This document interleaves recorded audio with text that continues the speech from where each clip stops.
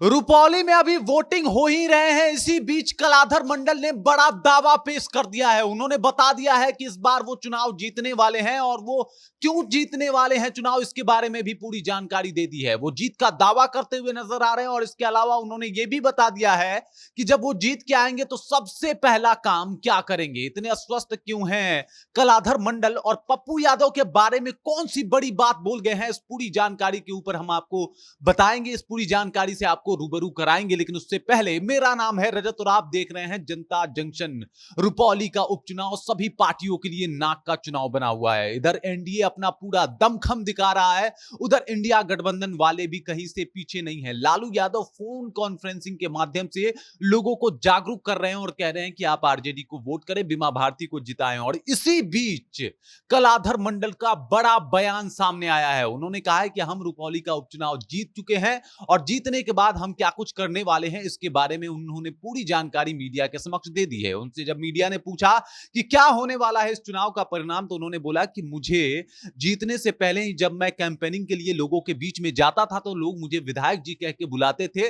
लोग अस्वस्थ हो गए थे कि इस बार हम चुनाव जीतने वाले हैं। लोगों के चेहरे पे जो उत्साह था वो बता रहा था कि इस बार का चुनाव मेरे पक्ष में होने वाला है और इस वजह से मैं ये मान चुका हूं कि इस बार का चुनाव मैं जीतने वाला हूं। इसके अलावा उन्होंने बता दिया कि जीत के आने के बाद सबसे पहला जो मैं काम करने वाला हूं वो शिक्षा के ऊपर काम करने वाला हूं।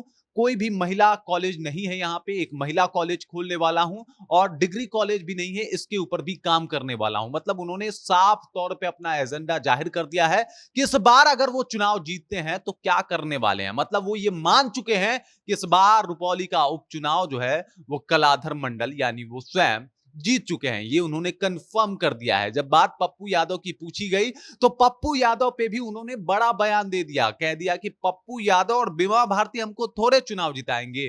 पप्पू यादव और बीमा भारती से मुझे कोई मतलब नहीं, मुझे चुनाव जिताएगी रुपौली की जनता और रुपौली की जनता ने इस बार आश्वस्त कर दिया है कि मैं यहां से चुनाव जीतने वाला हूं। आपको ज्ञात होगा जिस तरीके से दोनों पार्टियां, दोनों दल आमने सामने हुई है इस रुपौली के उपचुनाव में और रुपौली के इस उपचुनाव को सेमीफाइनल चुनाव बताया जा रहा है कि यहां से जो जीतेगा वही 2025 के चुनाव में बेहतर प्रदर्शन करेगा।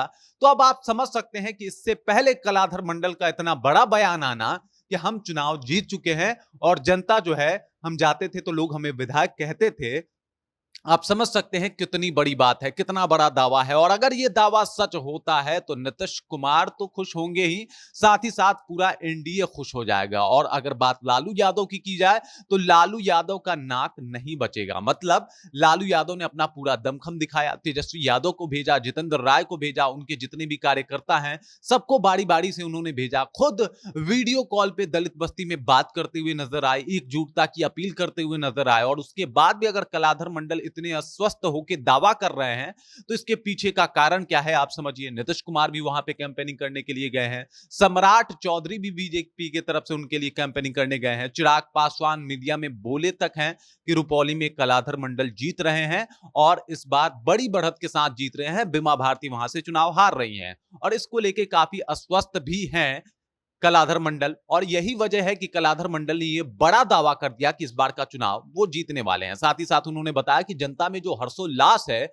जिस तरीके से सकारात्मकता देखने को मिली है, यह बताता है कि मैं इस बार का चुनाव जीतने वाला हूं। मेरा एजेंडा भी फिक्स है, पहले मैं शिक्षा नीति को बेहतर बनाने में काम करूंगा और नीतीश कुमार के नाम पे मुझे वोट मिलने वाले हैं। नीतीश कुमार जी जो काम किए हैं बिहार में वो कोई भूला नहीं है और इस वजह से इस बार मुझे वोट मिलने वाला है और इस वजह से मैं इस बार चुनाव जीतने वाला हूं। ये बड़ा दावा जब से सामने आया है, मतलब अभी रुपौली में वोटिंग चल रही है, अभी जो भी लोग हैं वहां पे जाके वोट कर रहे हैं और इससे पहले इतना बड़ा दावा कहीं ना कहीं ये बताता है कि रुपौली का उपचुनाव कितना ज्यादा खास है, कितना ज्यादा जरूरी है और हर एक पार्टियां वहां पे इतना दमखम क्यों जिता रही हैं, क्यों लगा रही हैं, क्योंकि इसके पीछे का कारण है कि इस चुनाव को सेमीफाइनल चुनाव बताया जा रहा है और बिहार विधानसभा चुनाव 2025 को फाइनल चुनाव बताया जा रहा है।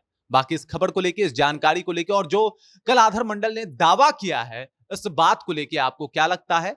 क्या कलाधर मंडल वाकई चुनाव जीत रहे हैं? आप कमेंट कीजिए और अपनी जो राय है वो हम तक पहुंचा दीजिए। बाकी आप देख रहे हैं जनता जंक्शन और मेरा नाम रजत है।